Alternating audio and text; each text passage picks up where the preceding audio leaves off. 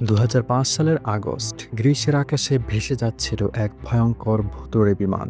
ভিতরে শতাধিক যাত্রী, কিন্তু কেউ শ্বাস নিচ্ছে না, কেউ সাড়া দিচ্ছে না। শেষ মুহূর্তে কে ছিল সেই একমাত্র মানুষ যে লড়াই করেছিল মৃত্যুকে হারানোর জন্য?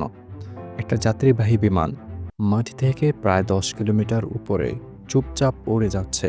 কিন্তু আজব ব্যাপার হলো, ২ ঘন্টা ধরে ওই প্লেন কারো কলের জবাব দিচ্ছে না। কোনো কন্ট্রোল টাওয়ারের সঙ্গে যোগাযোগ নেই, না আছে যাত্রীদের কোনো শব্দ। তখনকার গ্রিসের মানুষজন ভেবেছিল এটা কি টেরোরিস্ট অ্যাটাক নাকি হাইজ্যাক। চিন্তা বাড়তে না বাড়তেই এয়ারফোর্স ফাইটার জেট ছুটে গেল প্লেনটার দিকে।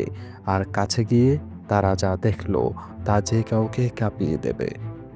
বিমানের ভেতরে সব যাত্রী সিটে বসা, কিন্তু একেবারে চুপচাপ। কারো চোখ খোলা নেই, কারো নড়াচড়া নেই। আর ককপিটে যেখানে থাকার কথা ২ জন পাইলটের, সেখানে কেউ নেই। তবে একজন মানুষকে দেখা গেল। সে পাইলট না, বরং একজন ফ্লাইট অ্যাটেন্ডেন্ট। সে মরিয়া হয়ে কিছু একটা খুঁজছে, যেন জীবন মরণ লড়াই করছে।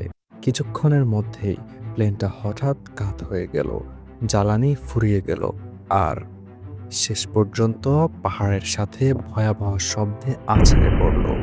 ১২১ জন মানুষ, কেউ আর বাঁচেনি। প্রশ্ন আসতেই পারে, সবাই কেন অচেতন হয়ে গেল? কেন পাইলটরা পর্যন্ত কলের জবাব দিতে পারল না?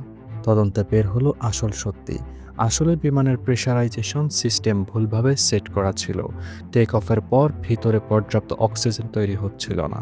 ফলে কয়েক মিনিটের মধ্যেই যাত্রীরা একে একে অজ্ঞান হয়ে যায়। পাইলট আর কোপাইলটও হাইপোক্সিয়ার কারণে জ্ঞান হারায়।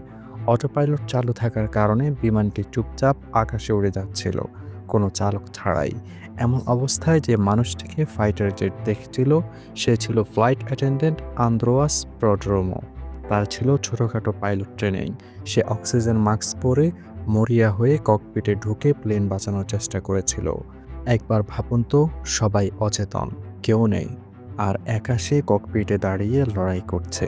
কিন্তু জ্বালানি শেষ হয়ে যাওয়ায় আর সম্ভব হয়নি। শেষ মুহূর্ত পর্যন্ত সে চেষ্টা করেছিল, কিন্তু ব্যর্থ হয়। এই দুর্ঘটনা শুধু ১২১ জনের জীবনই কেড়ে নিল না, বরং পুরো এভিয়েশন ইন্ডাস্ট্রিকে নাড়িয়ে দিয়েছিল। হেলিওস ফ্লাইট ৫২২ এর নাম আজও মানুষ মনে রাখে ঘোস্ট প্লেন এর নামে। একটা ছোট্ট ভুল আর তার ফলাফল ১২১ জন নিরপরাধ মানুষের জীবন।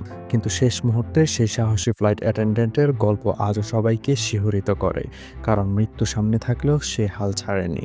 বন্ধুরা, এটাই ছিল আজকের গল্প, হেলিওস ঘোস্ট ফ্লাইটের ভয়াবহ কাহিনী। আপনার যদি ভিডিওটা ভালো লেগে থাকে, একটা লাইক দিয়ে দিবেন, কমেন্টে জানাবেন কোন ঘটনা নিয়ে পরের ভিডিও চান। আর অবশ্যই মায়ালোক চ্যানেলটা সাবস্ক্রাইব করতে ভুলবেন না। ধন্যবাদ।